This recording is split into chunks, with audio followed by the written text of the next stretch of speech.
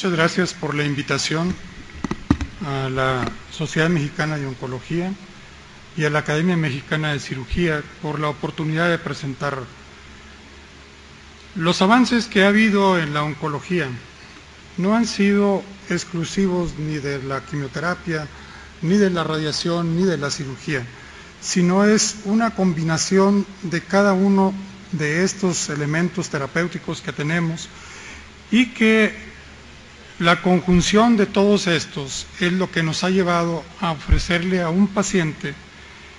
que es el que estamos tratando, ofrecerles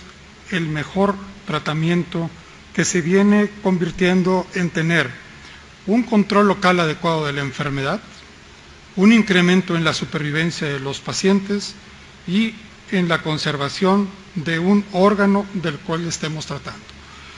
Pongo el ejemplo del cáncer del recto porque es uno de los ejemplos más apasionantes que existen en el tratamiento sistémico junto con el cáncer de mama, el cáncer de la próstata, y que estos pacientes en realidad nos han enseñado, y en lo cual el Hospital de Oncología en el cual yo trabajo ha aportado lo suficiente como para ser considerado dentro de los líderes en el tratamiento del cáncer colorectal en el mundo. ¿Por qué? Por la asociación que se ha tenido en el trabajo multidisciplinario, primero dentro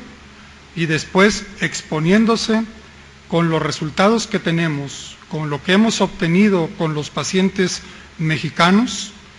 tratar de establecer estrategias con otros centros hospitalarios, en particular con Roswell Park, con Memorial y en la actualidad, aunque sea en un contacto académico, con el Anderson. Las modalidades de tratamiento en cáncer del recto son variadas y vean ustedes cómo la utilización racional de radiación en sus diferentes modalidades debe de ofrecer algunos tratamientos, de estos tratamientos ofrecer resultados diferentes y que en la selección de estos resultados es lo que vamos a obtener el mejor tratamiento para el paciente. Vean ustedes cómo con radioterapia se inició con dosis bajas en forma inicial desde el Dr. Harley Streff en Memorial de 25 grays que en realidad no ofrecía ninguna mejoría al paciente. Se estandarizó esto y fueron los primeros resultados con dosis de 45 a 50 grays administrados en 5 semanas en pacientes en particular en los Estados Unidos y con esquemas cortos como los esquemas europeos, en particular los nórdicos, los suecos y los holandeses, con esquemas cortos con cirugía a la semana y una modalidad que nosotros vamos a presentar como una modalidad intermedia que se acuñó en el Hospital de Oncología como una dosis de hipofraccionamiento mediano. Vean ustedes qué es lo que se obtiene con un esquema corto y si estos esquemas cortos realmente nos han ofrecido en esos pacientes ofrecerles a ellos control local adecuado, conservación del órgano que vamos a tratar y de ofrecerles resultados finales a largo plazo. Vean ustedes cómo los resultados del grupo de los suecos y del grupo de los holandeses han sido diferentes. Los pacientes tratados por los grupos de los suecos sí tienen una disminución en el tamaño, dicen que tienen un menor número de ganglios linfáticos y una disminución en la etapa. Sin embargo, esto no fue reproducido por el grupo alemán, por el grupo holandés, en el cual no se evidenció en los especímenes tratados de estos pacientes que hubiera una disminución en la etapa, en la dosis de tratamiento y en las fracciones que tienen ellos. Vean ustedes que la dosis, la disminución en la etapa clínica que tiene un tumor depende de la dosis administrada, del número de fracciones y del inicio entre la radiación, del término de la radiación y el inicio de la cirugía. Vean ustedes cómo con otros esquemas, como el de la Unión de Gran Bretaña, cómo con esquemas cortos, en realidad no se ofrecía en estos pacientes una conservación del esfínter anal. Y entonces aquí vemos en esta diapositiva cómo la administración en pacientes que administran esquemas cortos no se asocia con conservación del esfínter anal. Lo mismo vemos en el esquema de los suecos, lo mismo vemos en el esquema del grupo holandés, y en el grupo holandés, cuando ellos incorporan tratamientos con protracciones largas, vean ustedes lo que estos tuvieron. Los esquemas cortos no demostraron mejoría en el control local, solo en un estudio que es el sueco demostró una mejoría en la supervivencia. No mejoraron la conservación del esfínter anal y no produjeron una disminución en el tamaño del tumor ni de la etapa. Los esquemas largos, en los cuales nosotros estamos inmersos y desde el tiempo del doctor Cruz y Celis, fueron de los pioneros en el mundo en el tratamiento con cáncer del recto con radioterapia a dosis largas, con dosis de 45 a 50 grays, más cirugía radical. En esos pacientes se incrementaba el control local de la enfermedad, la conservación del esfínter anal en un 70%, y para tumores, aquellos tumores localizados a menos de 5 centímetros del margen anal, se podía ofrecerles en esos pacientes una conservación del esfínter anal. En estudios prospectivos que se efectuaron en Inglaterra, se observó que en estos pacientes en los cuales se les administraba también radiación a dosis de 45 grays en 5 semanas, seguidos por cirugía, estos pacientes se asociaban a tener una conservación adecuada del esfínter anal. Sin embargo, la supervivencia en este grupo de pacientes no se pudo lograr. Vean ustedes lo que se ha obtenido con estos esquemas de radiación, de esquemas largos más cirugía, y vean ustedes cómo la administración de esquemas largos se asocia a una mayor conservación del esfínter anal. ¿A través de qué? De disminución de la etapa en esos pacientes para poder ofrecerles una mejor calidad de vida a través de la conservación del esfínter anal. Y esto es lo que nosotros hemos aportado. En este estudio nosotros también, que fueron de los estudios primeros que se publicaron, en donde la administración de radioterapia en forma preoperatoria seguida de cirugía en estos pacientes, observábamos dos grandes grupos. Un grupo que tenía una respuesta adecuada, en el cual se podía efectuar una conservación del esfínter anal, y de pacientes que a la vez que se efectuaba la operación que se conservaba el esfínter anal y que podíamos evaluar a través de los especímenes respuestas parciales o respuestas completas, estos pacientes se asociaban con supervivencias a largo plazo. Vean ustedes cómo estos esquemas no es únicamente lo que nosotros hemos publicado, sino lo que se ha reproducido también en otras partes del mundo, como en estos pacientes hasta el 70% de los pacientes se puede conservar el esfínter anal. Y en estos pacientes, ¿qué se puede obtener? Una tasa de recurrencia local es bastante baja comparado contra la utilización en forma postoperatoria de la radiación a la cirugía. En 1980 empezó un término que se acuñó en Inglaterra por el doctor Richard Hill, de la excisión total del mesorrecto.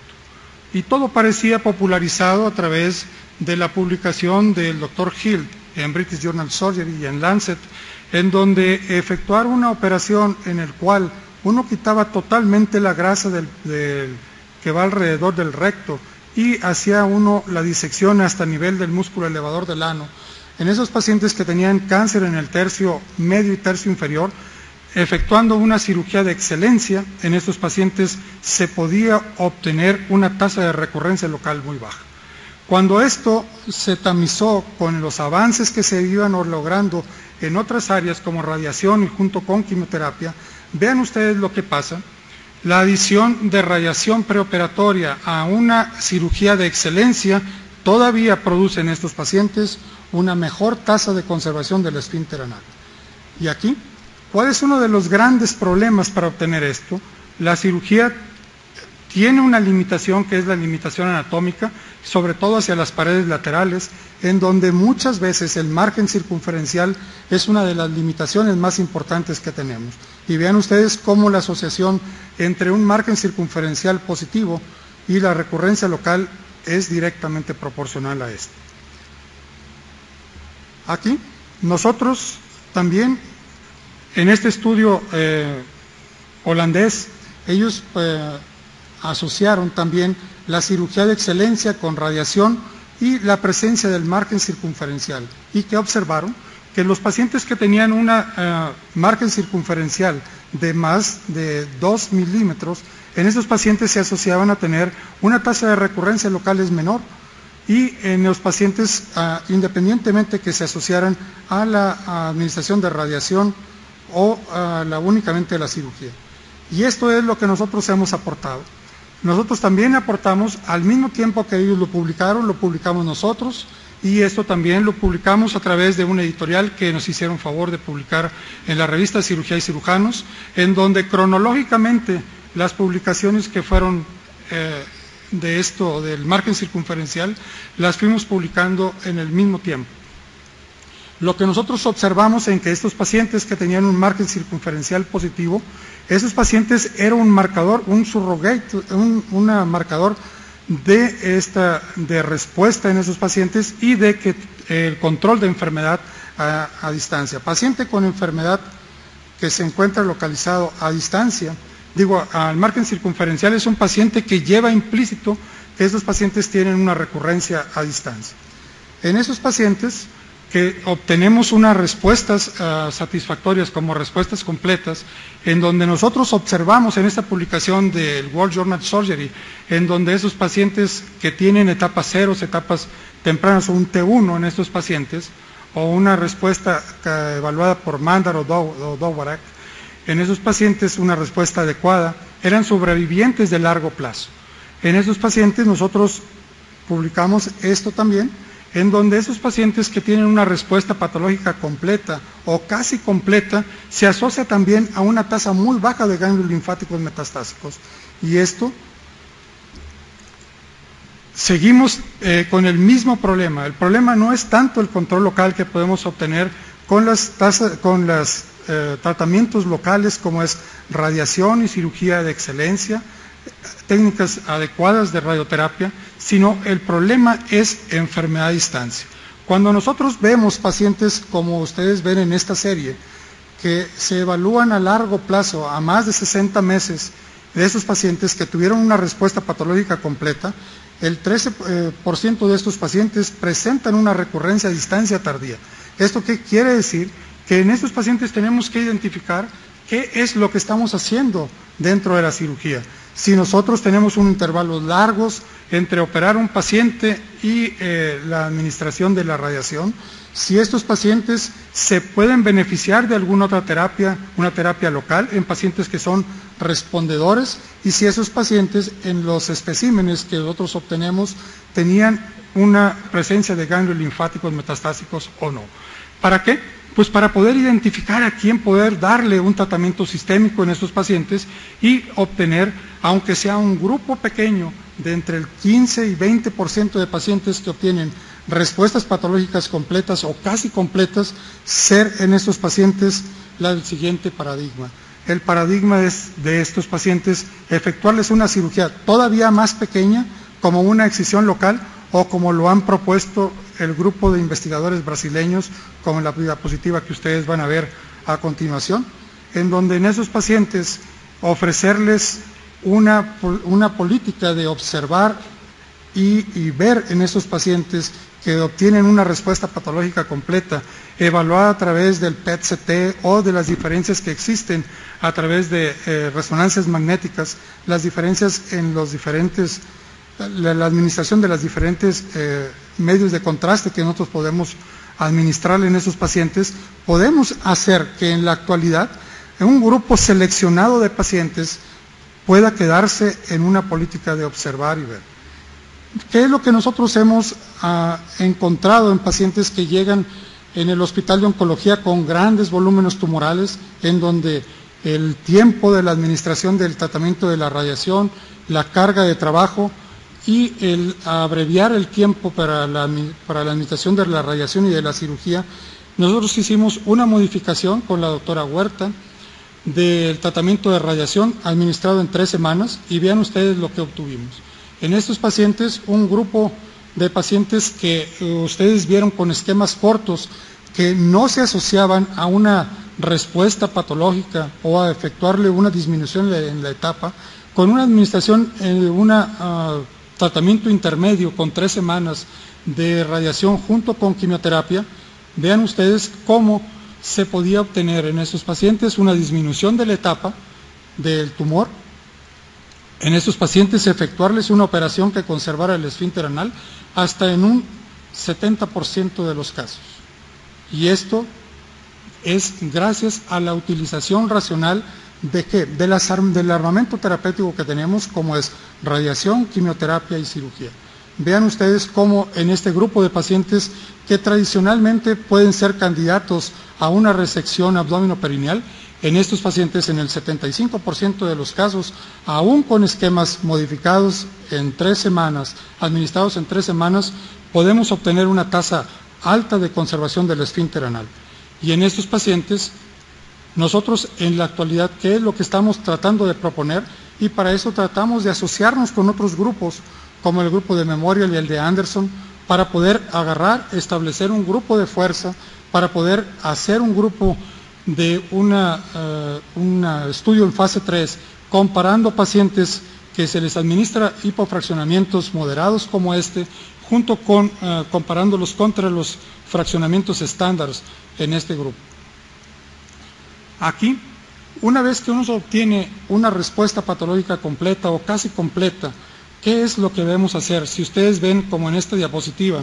que obtenemos una tasa larga de sobrevidas en estos pacientes, ¿qué es lo que podemos hacer en esta política de observar y ver en estos pacientes? En la actualidad no es un tratamiento estandarizado, pero cada vez hay más publicaciones que apoyan que el grupo de pacientes que responden y que nosotros podemos evaluarlos a través de PET-CT, de resonancia magnética o bien de la excisión local y observar que en esos pacientes no existe tumor viable en el espécimen, esos pacientes pueden quedar en vigilancia.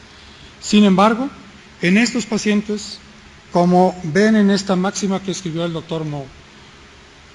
si nosotros estamos inmersos y esperando que otros nos vengan a decir qué hacer, nunca vamos a avanzar y los pacientes que debemos de tratar nunca experimentarán ningún beneficio ni tan solo una perspectiva a un plazo mediano y largo. Y por eso uno sigue, como dice Jorge Luis Borges, aprende y aprende. Sin embargo, desafortunadamente todo esto que aprendemos solamente lo da el tiempo, la observación y ponernos a trabajar y escribir lo que estamos haciendo. Mientras estemos únicamente dependiendo, como hace rato lo puso el doctor Fernández, dependiendo de la información que se genera en el exterior y nosotros somos unos consumidores únicamente de la bibliografía y no generamos, teniendo casi 800 pacientes por año con cáncer colorectal en un centro hospitalario en México, estamos condenados a seguir siendo seguidores de lo que otros han probado y nosotros apenas los vamos a estar haciendo. Muchas gracias, eso es lo que yo les puedo decir.